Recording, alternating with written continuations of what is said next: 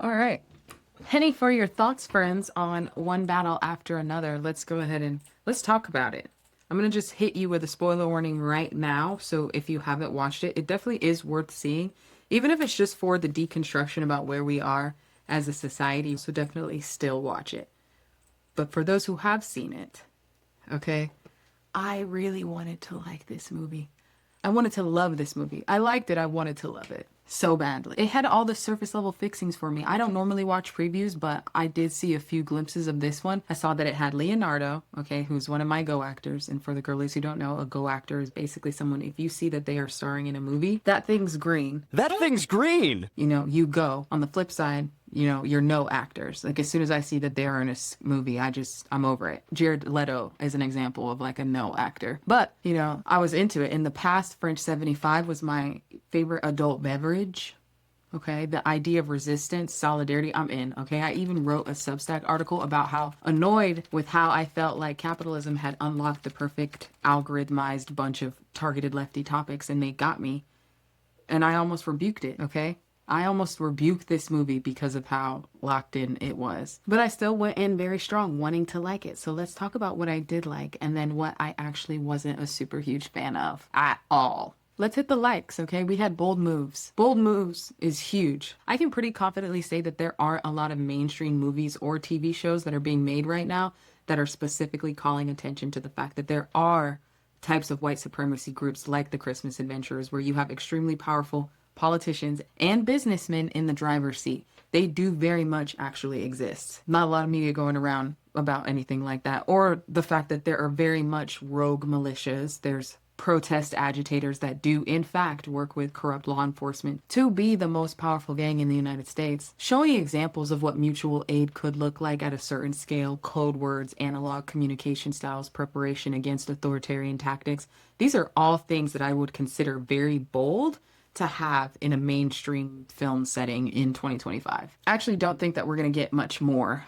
of that, actually. What's in the pipeline is in the pipeline already. It'll come out. But I imagine that once those last few movies come out, that's going to be it from a mainstream perspective. It's always going to be underground. It's always going to be indie. But from a mainstream perspective, I don't see that we are going to see much more of this style.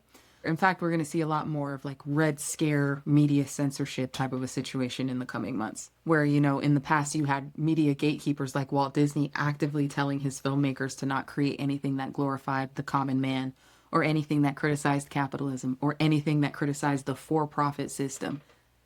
Just know that's the path that we are on. If you criticize the for-profit system, you will be labeled as anti-American. So the movie gets mad points for me for boldness. Watchmen, the TV show, is another really good one. They cloned Tyrone. More recently, him and The Long Walk are all some of the other examples that would get like top marks for me for bold. Another thing that I really enjoyed here was Sean Penn. Sean Penn was in his bag in this one. Every shot that he was in, he was magnetizing as this like pent up contradiction of a man battling his own racism and fetishization and internal moral framework of hypocrisy while being obsessed with a woman that he both worshipped and hated. We love the layers. We love the nuance. He's also 65, so I'm also very impressed with the lengths that actors will go through for their craft when it comes to transforming their body for a role. But the fact that he's 65 makes it even that much more impressive. I respect the commitment to the bit. Now for my tomatoes, the dislikes. This one's kind of a big one, but it bothered me that Leo's character, Pat, Ghetto Pat, was just a stoner who was paranoid, but he was so paranoid, in fact, that he knew to give his daughter the safety homing device, but not so paranoid that he would actually read the French 75s in case of emergency plans or remember the passwords. Like, we're so paranoid, but we're not that paranoid. I don't know, that just didn't work for me. I was also super weirded out by the scenes with Perdita and Pat where she's randomly like, "You like black girls?" And he's like, "I love black girls." I don't know. It was just so random and unnecessary, and it just gave me like the low racial self-esteem heebie-jeebie vibes. Like, I just was not a fan of that. Like, all of the "I like black girl" lines were just so weird and unnecessary and really didn't do anything to advance the plot. Like, we could have made the implication that whoever liked black girls without it, since they were practically inhaling each other's tonsils for like the first act of the movie. On second thought, you know, maybe it was just a little bit too much because I know that the director knows that we all know that Leonardo DiCaprio's forever preference has been 25-year-old white women. So it was just a lot. It was not only an oversell on the character front, but it was also, in this case, an oversell on the actors front for me. Again, fam, I don't watch previews, and maybe that's my bad on this one because the little bit that I did see of these previews beforehand, I was fully expecting it to be like, I don't know, some deeper lore into the revolution and how the group worked. It was just a little bit shallow for me.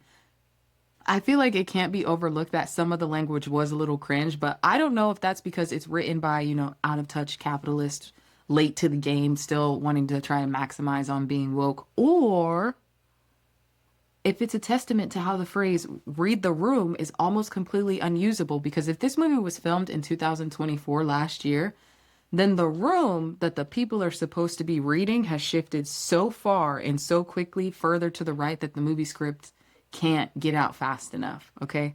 Hell, anybody who is even able to get YouTube videos out fast enough to keep up with the cultural climate of the United States is batting 1,000, and they deserve all the flowers, you know, let alone a major movie production. So language is a little cringe, you know, feels like it was written by like white liberals. My next one is kind of nitpicky, but I also don't think that the title of the movie did it any favors in terms of marketing. It just doesn't roll off the tongue. And there were like 3 or 4 times that I was just like, okay, the new Leonardo DiCaprio movie, instead of what it's actually called, One Battle After Another. It's just, no, it just didn't fit well. And then also we saw Tiana Taylor for like 5 minutes. All in all, I do not hate the movie, but I feel like the movie itself wanted to be so many things that it didn't really end up being anything fully. It wanted to say a lot, but it just, I don't know, it just fell short for me. Shallow. It felt a little shallow. My usual measure of something is really good for me is I'll purchase a physical copy of the analog to watch. Would I purchase a physical copy of One Battle After Another? No, probably not. Now, if someone gave me a copy, you know, for Christmas or whatever, I'd definitely keep it, but I probably wouldn't rewatch it more than once, maybe twice a year. That'd be it. There have been some really good movies, mainstream movies that came out this year. This would probably be on the lower end of those like really good movies, I would say, for me. Anyways, solid movies, just they felt kind of shallow and cheap and like, let's make left-leaning people. Like, I don't know. I just hate that. And that's all that I've got for you, friends. Penny for your thoughts on One Battle After Another. Let me know if you loved it, if you hated it, anything else in between, and I will see you in the next one.